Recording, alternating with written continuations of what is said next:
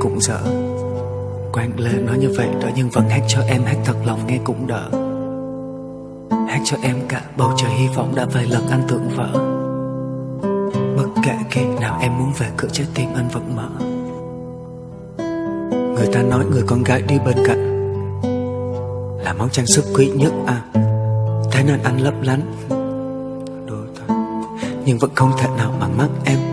Có lẽ điều tệ nhất là mất em, nhưng mà anh sẽ không ngu ngốc vậy. Ít nhất là ngay trong lúc này, cổ áo anh luôn nghe mùi thuốc lá hòa với một chút mùi nước hoa. Đôi khi là dấu môi em trên đó, đôi khi là hương tóc em tối qua.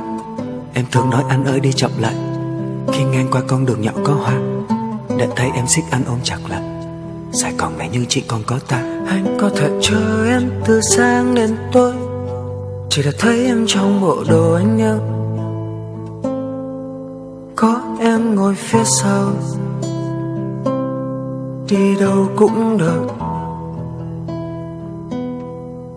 Em không cần mang son mỗi khi gặp anh. 5 phút sau son sẽ mờ ngay thôi, vì em thích anh hôn lên môi. Lên đâu cũng được. Em không phải mang make up từ sáng đến tối. Anh chót yêu luôn mộc mạc nơi em.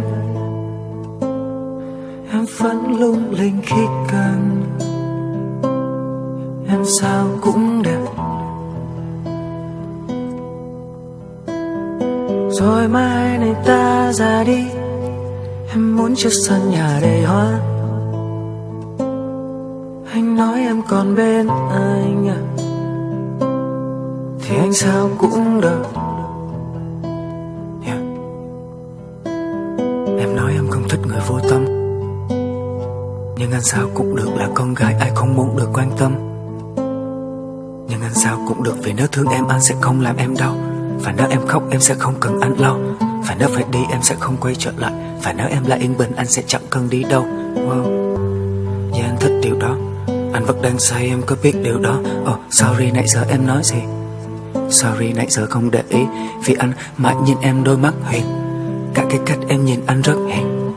Khi cười làm rất tim anh, khi buồn còn vẫn long lanh. Anh có thể chờ em từ sáng đến tối, chỉ để thấy em thôi baby. Có em ngồi phía sau, đi đâu cũng được. Em không phải mang son môi. Em biết 5 phút sau son sẽ mờ, vì anh thích hôn lên môi. Hôn rất nhiều. Em không phải mang make up từ sáng đến tối.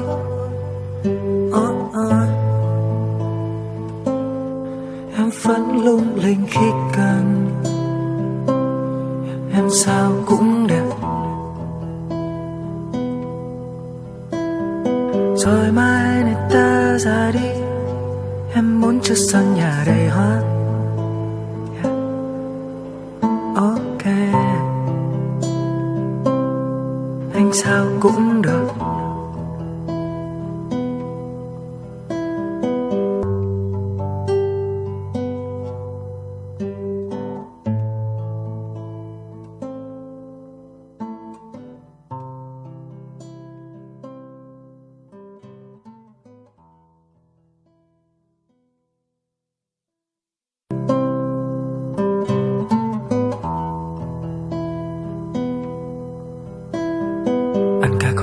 Anh đang nghe cũng dở. Quang Lê nói như vậy đó nhưng vẫn hát cho em, hát thật lòng nghe cũng đỡ. Hát cho em cả bầu trời hy vọng đã vài lần anh tưởng vỡ. Bất kể khi nào em muốn về cửa trái tim anh vẫn mở. Người ta nói người con gái đi bên cạnh là món trang sức quý nhất thế nên anh lấp lánh đôi thôi. Nhưng vẫn không thể nào bằng mắt em. Có lẽ điều tệ nhất là mất em, nhưng mà anh sẽ không ngu ngốc vậy. Ít nhất là ngay trong lúc này, cổ áo anh luôn nghe mùi thuốc lá hòa với một chút mùi nước hoa. Đôi khi là dấu môi em trên đó, đôi khi là hương tóc em tối qua. Em thường nói anh ơi đi chậm lại, khi ngang qua con đường nhỏ có hoa, để thấy em siết anh ôm chặt lại. Sài Gòn này nhưng chỉ còn có ta. Anh có thể chờ em từ sáng đến tối, chỉ để thấy em trong bộ đồ anh yêu. Có em ngồi phía sau, đi đâu cũng được.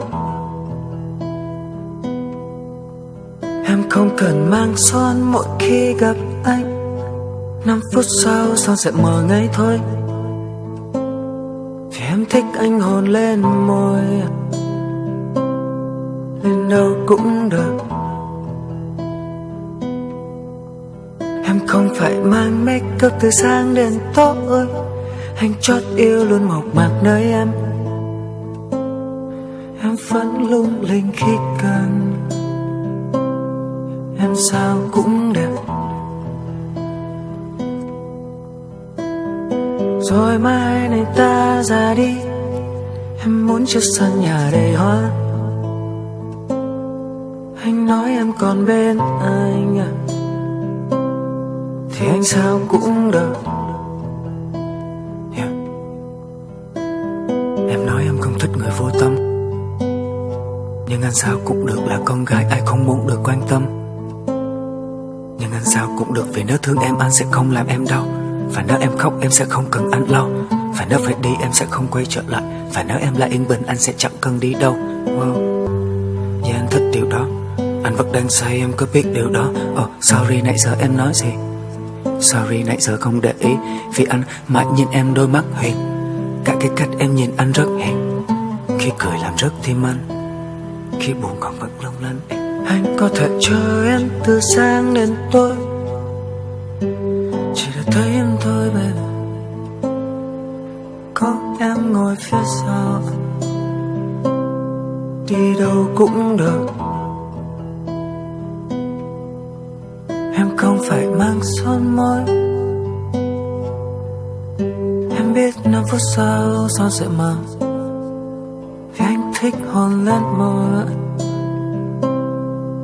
hôn rất nhiều. Em không phải mang make up từ sáng đến tối.